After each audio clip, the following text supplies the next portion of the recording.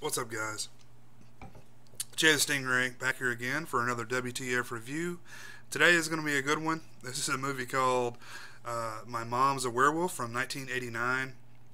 Rather unique for me because I'd never even heard of this film before, and it's not supposed to be very good. I saw a review on Scared Stiff Reviews by Gino McGahee, and really intrigued me. I said, man, I got to check this out for the WTF series.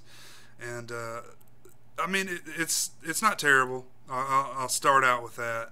And I think the saving grace of this film is John Saxon, the mighty John Saxon, is in this film. He should be like, that should be, fuck the title, just put his name on the cover. But anyway, I picked up this rare cult cinema that has a, fuck it, it's on here somewhere. My mom, there it is, like a little shitty print, you can't even read it. But anyway, I picked it up, this little set here, watched it like 3 times recently, and I mean, I don't know, it's very, very close to being a classic. I think it just came in a time when there was just so much stuff out. It's very much in the same vein as Teen Wolf, like, but a female. Really reminded me a lot of Teen Wolf. But yeah, John Saxon's in this film, and he actually plays the main werewolf in the film. He does a great job. Aside from him, the acting is absolutely atrocious. It's terrible. It's probably the worst part about the movie is the acting, but it's really got some interesting stars in here. Susan Blakely stars as the Leslie Shaber. She's the mom who turns into a werewolf, and then her daughter is played by Tina Kasperi. And the interesting thing about Tina Kasperi, she made this film, and then she made Teen Witch, both in '89. And that's it. She like fell off the face of the earth. But a year before that, she made a little film called Mac and Me, which she played the sister in that. So I'm just going to go ahead and say that Mac and Me killed her career. But I mean, she did tons of TV work in the '80s. Like, I mean, you name it, she was on it. Growing Pains, Silver Spoons. Anyway, she was in all kinds of stuff. She was a dancer in the movie Annie from 1982. But I think the interesting thing about her is she was actually Kelly Bundy in the original Married with Children pilot that I don't think ever got aired, but they eventually redid it with Christina Applegate. So kind of interesting about her, and she's she has a pretty big role in this film. It's basically her and the mom, and anyway, the daughter Jennifer, she has a friend named let's see, Stacy Poobah, it's a pretty cool name, played by Diana Barrows, and Diana Barrows has actually been in quite a bit of horror stuff. She was in Friday the 13th Part 7. She was one of the friends there in the cabin, but she'd done a good bit of stuff. She was in The Adventures of Ford Fairlane. So, I mean, you got some decent people in this movie. It's just it didn't come together for me. I'm not sure why. I think it was a little bit too quirky, but it's got all the it hits all the beats of the typical '80s movie. It's very weird. It's got some interesting stuff in there, which is why I thought it would be appropriate for these reviews.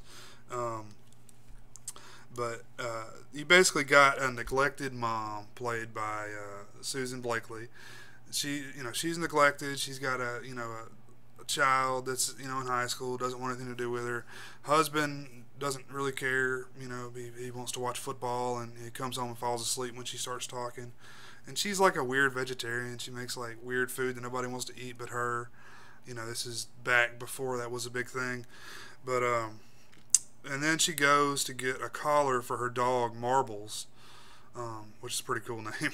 But anyway, goes and gets Marbles a collar at this like freaky pet store, which that's where the werewolf works, right? And his name is Harry Throbbin in the movie, or Throppin. Harry Throbbin. Doesn't that sound like a porn star's name or something? But anyway, that's the werewolf's name, and he's got powers like a vampire. It's really weird. And they look like vampires for quite a bit of the film. They just have the fangs, just the 2 top fangs, and then a little bit of hair comes in later. But yeah, he works there, and he's got power over people.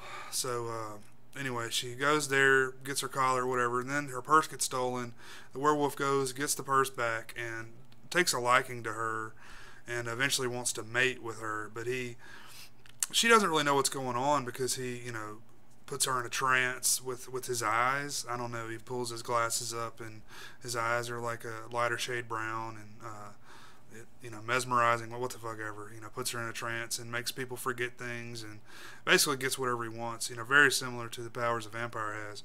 But there's a pretty funny scene in the movie when the daughter and her friend try to stop him using garlic and holy water. And he takes the garlic and like bites it like an apple, chews it up, swallows it, takes the holy water and puts it on like aftershave, and just nails it, man. Like John Saxon, he kills it in this movie, much like all the other stuff he's done. He's just a great actor, and I would say watch the movie just for his performance in here. But it's like I said, the acting is really, really bad. But she. Anyway, they go back to his place. She's still under his trance.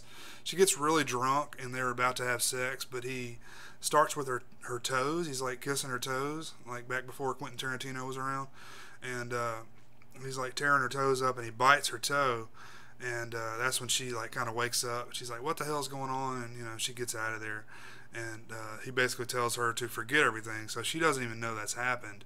Goes home, and it goes through the process of her transitioning into a werewolf, and it's very much like The Howling when she actually does grow her hair out. She's got the blonde hair instead of the typical brown wolf's hair, which is I don't know, it's kind of cool. But it goes through a few scenes. There's a part where they go to the beauty salon, and she like kind of woofs out in there, and they shave her down, and they give her a waxing and do her hair, and she still looks all fucked up. And then she goes to the dentist, and they file her teeth down, and that doesn't work. They grow back, and she goes home and she shaves her whole body, and like 3 minutes later all the hair grows back. It's lots of really quirky shit like that. And there's a party scene in the movie, which 80s flick, you gotta have a cool party scene where everybody's just getting torn up and having a good time. But she starts hitting on one of the younger boys there, and dude wants to bang her, but she's all woofed out in there. And another funny scene where she's trying to hide herself, and then she comes out, oh, it's a Halloween costume. Oh, cool. Turns out it's a Halloween party. But yeah, that all happens, and then the ending is very, very abrupt. It ends, and then like they put it on the news and shit. Like it's it goes pretty far, but then they leave it open ending at the end where the daughter is gonna possibly turn into a werewolf. Which, had this movie been at all successful, they probably would have made a sequel, and I would have watched that. But the makeup effects aren't very good.